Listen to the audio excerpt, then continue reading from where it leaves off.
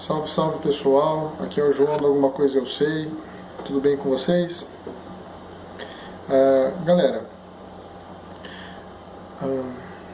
hoje eu quero estar falando, não vai ser um vídeo muito longo, tá? Mas é um vídeo de introdução para um assunto que eu vou querer abordar em outros, pelo menos 3 vídeos, além deste aqui. Eu quero falar sobre Jesus Cristo. Jesus Cristo, para mim, é o meu Salvador. É o meu único e suficiente Salvador. Eu estou gravando esse vídeo para dar aqui a minha confissão pública de que eu sou um salvo pelo sangue derramado na cruz pelo Cordeiro de Deus, meu Senhor Jesus Cristo. E eu creio piamente na mensagem bíblica, eu creio piamente no Evangelho, na mensagem de Jesus e na promessa do seu retorno. Eu creio que estamos vivenciando aí os finalmente das profecias bíblicas, tá? E de maneira que eu sou uma daquelas pessoas que está na expectativa do retorno de Cristo, do arrebatamento da igreja. E eu creio de todo o meu coração no Senhor Jesus. Eu sou falho, eu sou humano, eu tenho meus pecados, mas eu tenho meus erros, meus vacilos, mas em Cristo eu sou forte. Não há força alguma em mim, na minha pessoa, não há aptidão alguma na minha pessoa que me torne justo do que Cristo fez por mim na cruz. E essa é a visão de todo salvo por Cristo. Então, nada mais justo do que eu usar um tempo aqui esse espaço, né, esses vídeos, para falar um pouco mais de Jesus, quem é esse Senhor, tá? Jesus é Deus, que fique bem claro isso, tá? Quem vê a Jesus vê a Deus. Ninguém vai ao Pai senão por Cristo. Ele é o único intercessor entre o homem e Deus. Tá? Jesus é Deus no caráter de Filho. Ele é a segunda pessoa da Trindade. Deus Pai, Deus Filho, Deus Espírito Santo. Então, o que eu quero falar sobre Jesus? O que eu quero falar sobre o Salvador do mundo? Eu quero falar, pessoal, primeiro, defendendo ele acerca de muitas mentiras que permeiam por aí na internet, tá? E que ateus usufruem dessas mentiras e propagam elas e acabam convencendo pessoas fracas na fé, né? E uma dessas mentiras que causou maior impacto foi o documentário Zeitgeist, né? Que é um documentário absolutamente delirante, desinformante, tá? E eu falo isso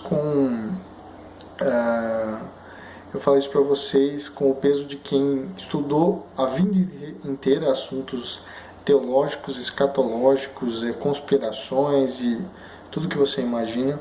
Nunca tive medo de pesquisar os 2, 3, 4, quantos lados da moeda possíveis, tá? Sempre pesquisei os dois lados, mas ainda assim, cada vez mais confirmou a certeza de que o lado correto, o único caminho verdadeiro é Jesus Cristo. Então, esse documentário, Zeitgeist, ele é como eu disse, é um documentário absolutamente desinformante, tá? com meias verdades, mas quando ele cita Jesus como sendo plágio de Krishna, de Horus, de Zoroastro, dentre outros, né? Aí não tem meias verdades, aí são absolutas mentiras, né? São mentiras esdrúxulas, não tem um pingo de verdade nisso daí, tá? Só que ele é um documentário muito bem feito e isso às vezes acaba, né, convencendo as pessoas que não têm esse entendimento. Então esse é o intuito de eu estar gravando esse vídeo e os que se seguirão aí na sequência deste, tá? Então assim, é um documentário para analfabetos teológicos, tá? O Zeitgeist. Analfabetos em história, tá? Então, onde eu estou querendo chegar? Jesus sendo o único caminho, tá? Qual é o entrave que ele vai se propiciar em relação à nova ordem mundial, tá? Em relação à nova ordem mundial, pessoal, interessa dizer que todos os caminhos levam a Deus, né? Por isso eles odeiam tanto o cristianismo puro, né? Que prega o quê? Que Jesus é o único caminho, certo? Se Jesus é o único caminho, isso refuta a narrativa da nova era, da nova ordem mundial, né? Desse ecumenismo, desse sincretismo religioso, onde está cada vez mais no senso comum as pessoas falando: todos os caminhos levam a Deus. Isso não é uma verdade. Isso é o que você queria que fosse, mas não é uma verdade. Jesus foi taxativo, cabal em dizer que ninguém vai ao Pai senão por Ele. Quando ele diz isso, ele está querendo dizer que você não vai ao Pai por Maria, você não vai ao Pai por santos, por intermédio de santos, de Maria, você não vai ao Pai por intermédio de seres guias, você não vai ao Pai por intermédio de Chico Xavier, você não vai ao Pai por intermédio de Allan Kardec, você não vai ao Pai por intermédio de religiosos, você não vai ao Pai por intermédio de evangélicos, você não vai ao Pai por religião alguma. Você só vai ao Pai por intermédio de Cristo e ponto. É isso que ele está dizendo, tá? E todo esse movimento ecumênico, que por trás disso tem aí os dedos da nova era, da nova ordem mundial, isso frustra os planos deles, né? Dizer que Cristo é o único caminho que leva a Deus. Porque estes dizem que todos os caminhos levam a Deus. É exatamente o que a maçonaria faz em última instância, né? E essas religiões dos antigos mistérios, né? É dessa maneira que eles querem que vai num futuro não muito distante, né? Um futuro breve, o cristianismo vai ser totalmente sufocado e aniquilado, porque não vai ter espaço, né? Nessa agenda globalista dos senhores do mundo, né? No que diz respeito a esse ecumenismo mundial, esse sincretismo religioso. Então, assim,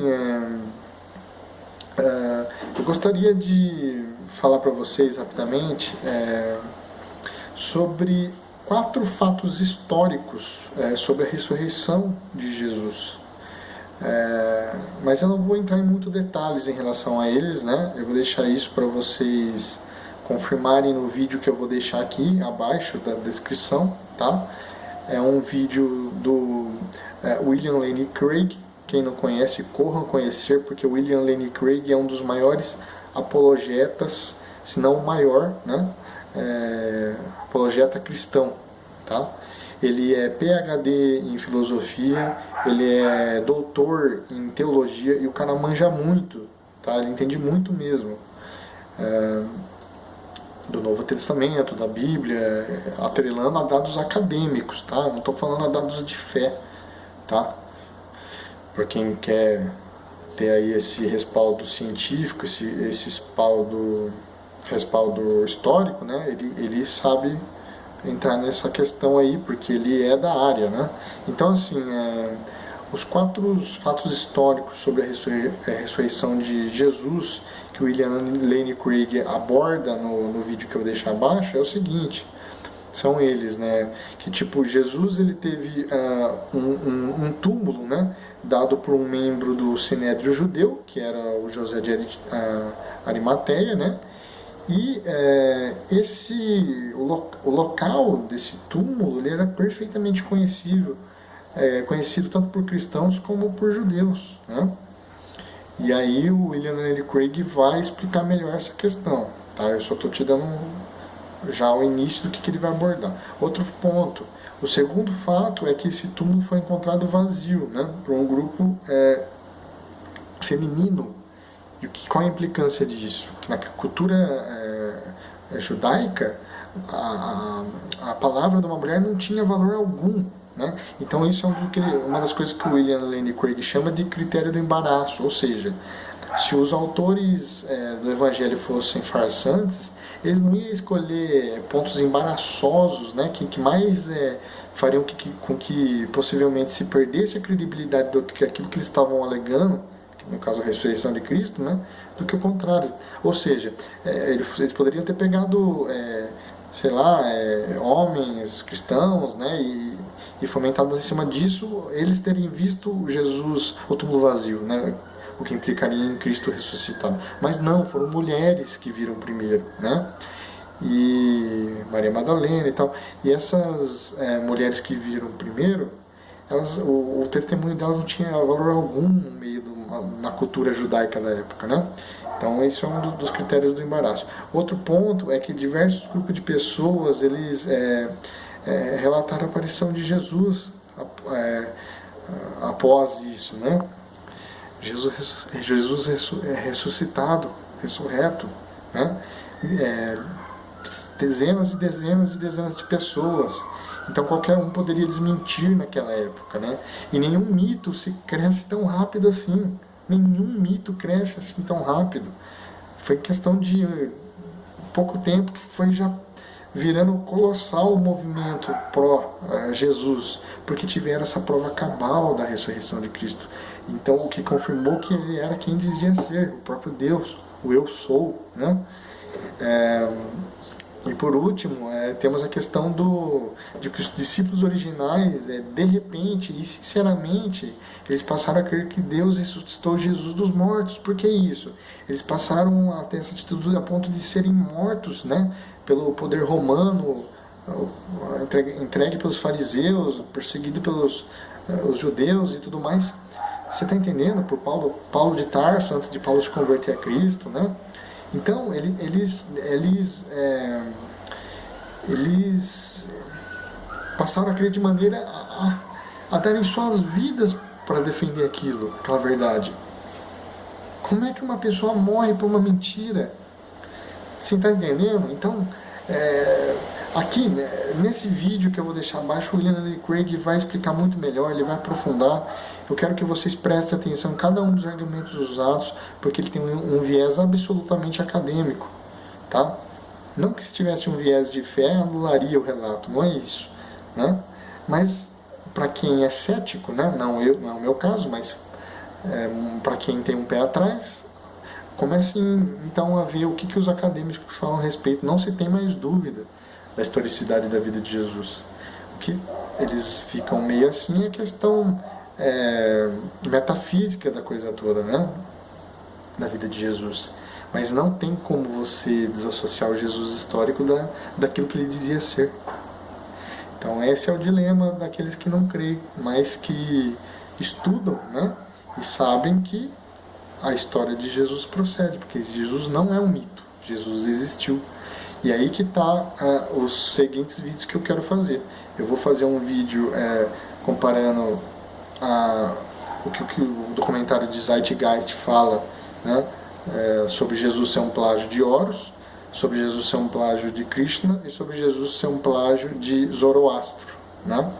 E aí vocês observem, né, nesses próximos vídeos as falácias usadas, as artimanhas usadas por quem promoveu tal documentário, né, e a inocência de quem acredita nessas mentiras, tá? Eu vou te dar dados históricos, então vocês façam aí o dever de casa e comparem. Bom, então eu vou parando por aqui. Falei que o vídeo ia ser curto, acabou ficando longo. Bom, e acompanhe então os próximos vídeos que eu vou postar no canal, que vai ser acerca aí dessa questão aí, tá bom? Jesus não é um mito, Jesus não é um plágio, Jesus é real. Um grande abraço.